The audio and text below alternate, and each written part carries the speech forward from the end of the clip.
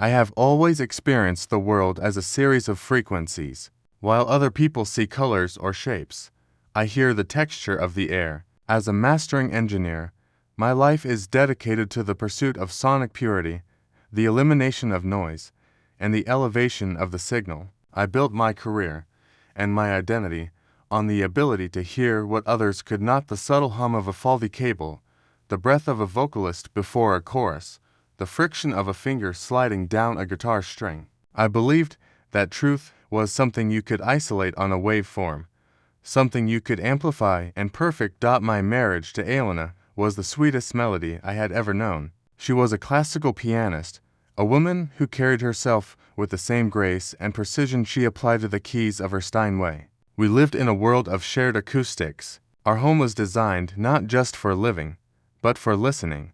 We had treated walls, floating floors, and a silence so profound that you could hear the blood rushing in your own ears. I thought we were perfectly tuned to one another. I thought we were vibrating at a resonant frequency that created a standing wave of stability and love. I was the engineer, the one who captured and protected her art. She was the muse, the source of the beauty I devoted my life to preserving. The dissonance didn't arrive with a crash of cymbals. It arrived as a low-frequency hum, barely audible, sitting just below the noise floor of our daily life. It was the change in the rhythm of her footsteps when she walked into the house after rehearsals. It was the new, slightly sharper timbre of her laugh when she was on the phone in the other room. It was the way she began to close the door to her practice room, a space that had always been open to me, creating a physical mute on the music that used to fill our hallways.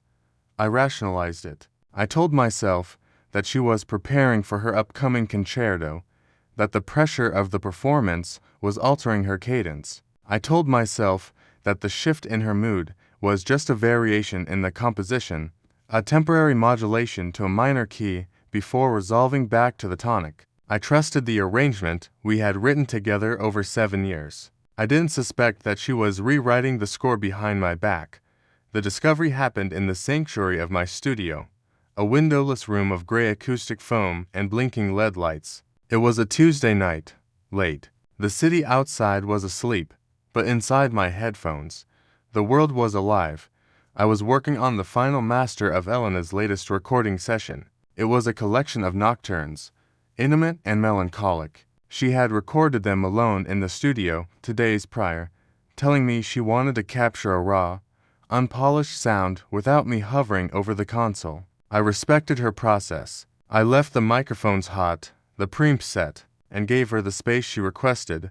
I was scrubbing through the audio of the 3rd track, looking for a pop in the recording that she had mentioned in her notes. I isolated the vocal mic, which we used just to capture the room tone and the natural breathing of the player. I cranked the gain, bringing the volume up to microscope levels. I was looking for a technical flaw, a burst of static, or a digital glitch.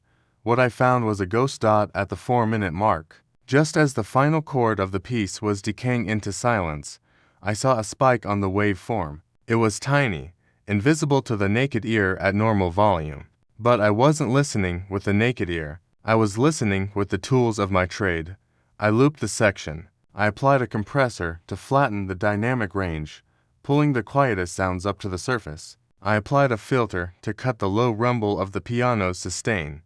And then, I heard it. It wasn't the piano. It was the sound of the heavy studio door opening. The hinges were well oiled, but at plus 20 decibels, they groaned like a dying animal. Then, footsteps, not Elena's light, rhythmic tread.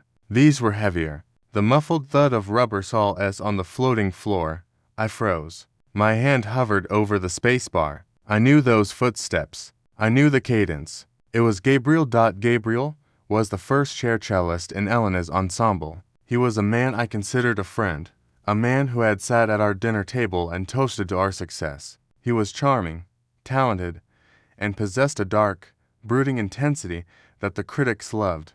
I listened as the footsteps stopped near the piano bench. I heard the rustle of fabric, and then, captured by the microphone that was supposed to be recording my wife's art, I heard her voice. It was a whisper, intimate and breathless, a tone she usually reserved for the dark of our bedroom. She said his name. She didn't ask what he was doing there. She didn't tell him to leave. She said his name with a relief that shattered my heart.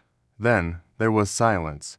But it wasn't empty silence. It was the wet, chaotic sound of a kiss. I heard the creak of the piano bench shifting under the weight of two people. I heard the soft, stifled laughter that comes from a shared secret. I sat there in the dark, staring at the spectral analyzer on my screen, watching the visual representation of my marriage disintegrating. The frequencies danced in green and yellow bars, mocking me. The recording continued for another 10 minutes. They didn't know the tape was rolling. They thought the red light on the console was just a standby indicator. I listened to everything. I listened to them discuss me. I listened to Gabriel ask if I suspected anything. I listened to Elena assure him that I was too obsessed with my work, too buried in my headphones to notice the world changing around me. She called me safe. She called me predictable. She described our life, the life I thought was a masterpiece, as a metronome, keeping time but lacking soul. The sensation was physical. It was as if someone had fired a pistol right next to my ear, triggering a high-pitched ringing that drowned out all other thought. I felt a nausea that was profound and disorienting. I looked at the expensive equipment surrounding me, the speakers, the mixing board, the gold-plated cables, and it all looked like junk. It was all pointless. I had spent my life trying to perfect the sound, and I had missed the noise that was destroying everything. I didn't storm out. I didn't drive to Gabriel's apartment. I sat there until the sun came up, replaying that 10-minute segment over and over again. I memorized the waveform. I memorized the exact frequency of her betrayal. The confrontation took place the next morning. Elena came into the kitchen, looking rested and beautiful, wearing her silk robe. She poured coffee and asked me how the mastering was going. She asked if I had been able to fix the pop in the third track.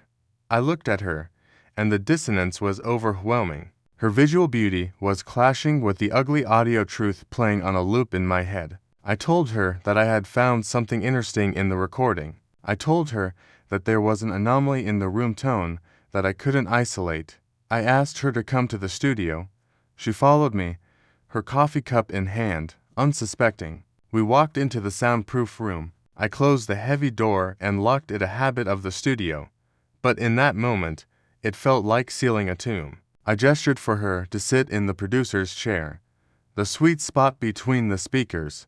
I didn't say a word. I simply loaded the session. I bypassed the piano tracks. I soloed the room mic, and I pressed play. The silence in the room was absolute until the speakers came to life. The sound of the door opening filled the space, loud and clear. The footsteps, the rustle, her voice, Gabriel. I watched her. I watched the blood drain from her face, leaving her skin the color of old parchment. I watched her hands shake so violently that coffee spilled over the rim of her mug and onto the floor. She stared at the speakers as if they were demons speaking in tongues. She heard herself betray me in high fidelity. She heard the laughter. She heard the insults. When the recording ended, the silence that rushed back into the room was heavy enough to crush a man. She didn't try to deny it. The evidence was empirical. It was recorded data. Instead, she began to weep. But it wasn't the weeping of remorse. It was the weeping of exposure. She tried to speak, but her voice was thin and reedy, lacking the resonance I loved. She told me that she was sorry. She told me that it wasn't planned. She told me that music is passion, and sometimes passion bleeds over the lines. She tried to use the language of our art to justify her sin. She claimed that Gabriel understood her playing in a way I couldn't, that their connection was a creative necessity that spiraled out of control.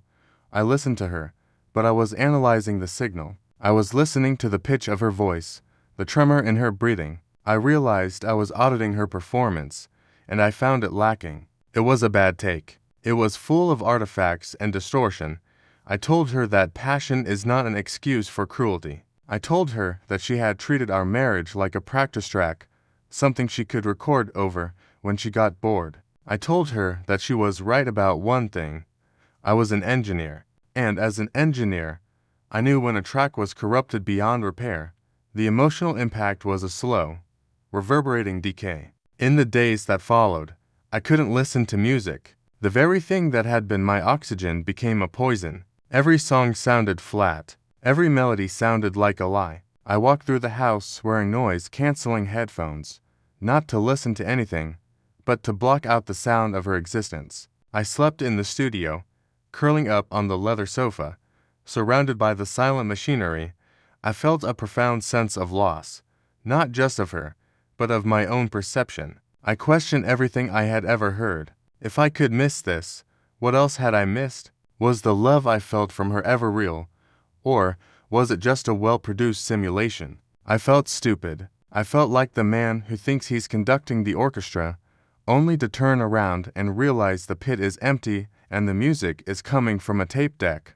She tried to stay. She tried to retune the instrument. She fired Gabriel from the ensemble. She begged for counseling. She swore that she would spend the rest of her life making it up to me, that we could compose a new movement together.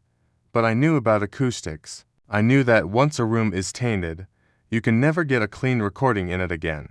The memory of the sound is always there, bouncing off the walls. Every time I looked at her, I didn't see my wife. I saw the waveform of her betrayal. I heard the wet sound of that kiss. It was a feedback loop I couldn't break.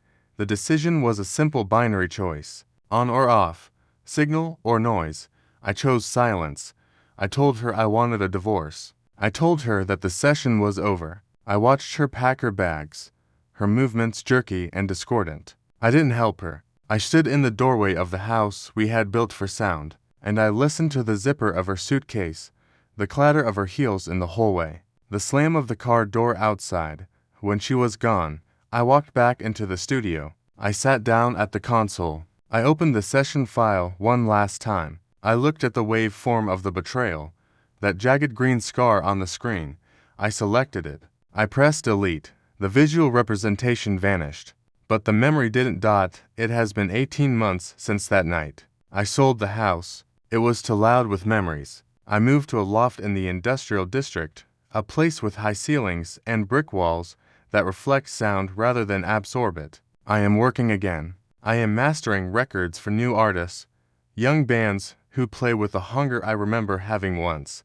I have learned that silence is not just the absence of sound. It is a presence. It is a truth. I have learned that you have to listen to the spaces between the notes, to the breath before the word, to the quiet moments where people show you who they really are. I still love music, but I listen differently now. I don't listen for perfection anymore. I listen for honesty. I would rather hear a cracked note sung with true feeling than a perfect pitch that hides a lie. To anyone listening to this, sitting in the quiet of their own doubt, wondering about the hum they hear in the background of their relationship, do not ignore the noise floor. Do not boost the gain to drown out your intuition. If something sounds wrong, it is wrong. The ears do not lie. The heart might try to convince you otherwise, but the frequency is the frequency. I am Marcus. I am an engineer of sound, and I have finally cleared the noise from my life. I am sitting in the silence of my own truth, and for the first time in a long time, the mix is clean.